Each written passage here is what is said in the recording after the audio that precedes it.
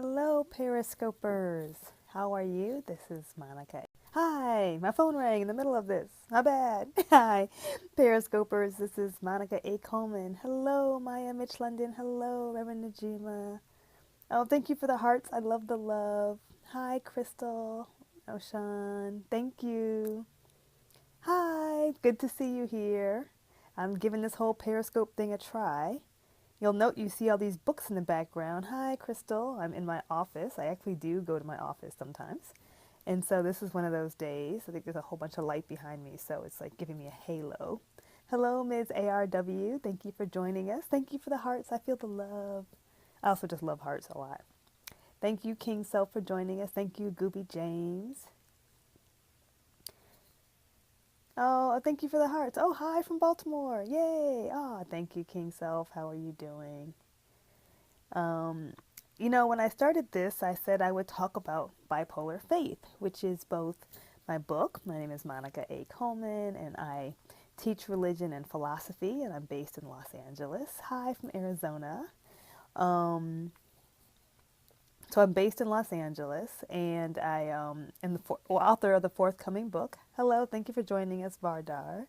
And that book is called Bipolar Faith. Sahini Bal, thank you for joining us. And when I go and I speak and I talk, the question I get asked more than anything else is, what are my spiritual practices and how do I live with different conditions? Hello from Turkey. Thank you for joining us. Um, and what are the things I do to live relatively successful, if you guess you can call that, with a depressive condition? And so I kind of committed to sharing a little bit every weekday. Thank you all for joining us about what my spiritual practices might be, which means that some days when they're crappy days, I would share that too. So I thought I titled this Tough Morning because I had a tough morning this morning. I had one of those tough nights of just a lot of caretaking, and everybody got to bed late. And I think I was booked just every moment from 6:30 a.m. until 11 p.m. I was doing something for someone, not much of it for me. And sometimes I stay up late when I have those kind of nights just so I can take a moment to myself. But I was tired, so I went to bed. And at 5:15, my daughter was up again talking about mommy, mommy, right? And she wanted to get my attention and she needed some cuddling, and she was just tripping. I mean, and that's because she's a toddler. She's moving between from toddler to what do you call it? From toddler to preschool age, and she's doing all the things that are developmentally appropriate, which was sometimes being a big girl and sometimes being a baby, and they just wild out sometimes. And she was having a wild out morning and just had me late. She was not happy, lying on the floor, kicking and screaming, I want to go with you. I want to do, just one of those mornings. And after about half an hour, 40 minutes, I'm running late. And I've just accepted I'm going to be late and stuck in traffic. And I'm making breakfast. And she's giving the sitter drama. And she's sitting up there eating berries like the sanest child in the world, talking about, bye, mommy, be safe. And I'm like, who are you? And so it just, I had my whole morning just kind of off kilter because then I was stuck in traffic I didn't want to be in. I was running late to work. I was tired when I woke up. And so I just want to share that some days it's like that. Sometimes there are just tough mornings. I had a lot of work waiting for me. I still have a lot of work to do before the day is over. I'll be working late into the evening. Someone asked what I do for a living. I'm a professor, so it's the end of semester, so I'm grading assignments and checking in on that.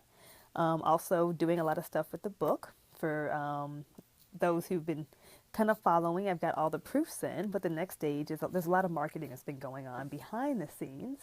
So I'm just trying to make sure we can put the back cover together. And the back cover consists of really nice comments from people who hopefully like the book, and you'll say, oh wow, they like the book, I like it too. So trying to get endorsements from people who've had advanced copies and a chance to read it. So it's exciting and it's cool, but it's also very time consuming. So for people who really like spiritual practices like prayer and meditation, not today, didn't get it in. If I sit still too long, I fall asleep. I always talk about how caring for my daughter, hello, thank you for joining us, Avatlar. Caring for my daughter is a spiritual practice. And it is. I love her. She's really cute. Usually she's delightful, but not today. Today was not one of her more delightful moments. I keep raising her. I keep taking care of her. And that's what spiritual practices are, right? They're the things you keep doing even when they're not fun, even when they're not glamorous. Um, for some people, meditative spiritual practices are really key and really important, and they'll sit down and they'll make sure they get that quiet time in. And my life isn't structured that way right now. I'm not sure my personality is structured that way. Um, so today is just one of those tough days, and you just keep going to the day, getting to connect with people. Oh, thank you. Someone said I sound like a wonderful mother. You being patient, checking in. And so my treat for myself was I took a late lunch and sat down with one of my friends who I really like. And we just sat down for an hour and had some smoothies and caught up with each other. And so that brings joy and that brings balance. And she has raised her children into delightful teenagers. So it reminds me that people do survive the toddler preschool years. Anyone else out there know that? All of us did. We're all adults. Most of us are adults on here, I think. And we have survived our toddler preschool years. So it's really just my being honest. I don't always have it together. I'm not always feeling great. I have no massive words of wisdom every day. Some days it's just a matter of you get through it. There'll be tough mornings, and there's another morning tomorrow, which hopefully will not be a tough morning. And if it is, that's okay. You get through it, and you have another day, another hour. And somewhere later in the day, you try and find time to slow down, to feel grounded, and to connect. So for me, connecting is a really big part of how I'm able to do whatever it is I do. Connect with other people, sometimes connect with myself, and just kind of get my equilibrium back. So I have much more equilibrium, a lot more work to do before the day is over, before I go to sleep. But I have really great students. They're doing really great projects. I'm impressed with their creativity, and that brings a kind of joy too. So this is part of the everydayness of living with a depressive condition. And I thank you all for the love. Thank you for the hearts. I will check back in tomorrow. We'll see how my morning went then. And if you're enjoying this, you can check out Bipolar Faith. You can pre-order it now on Amazon. You can use the hashtag Bipolar Faith. Find me on Twitter at Monica A. Coleman. And you can find me on Periscope here at Rev Monica, and on Instagram, where you'll see tons of vegan food, at Rev Dr. Monica. So thank you so much for joining us. I really appreciate it. Continue to share this with your friends, and I hope to see you again tomorrow.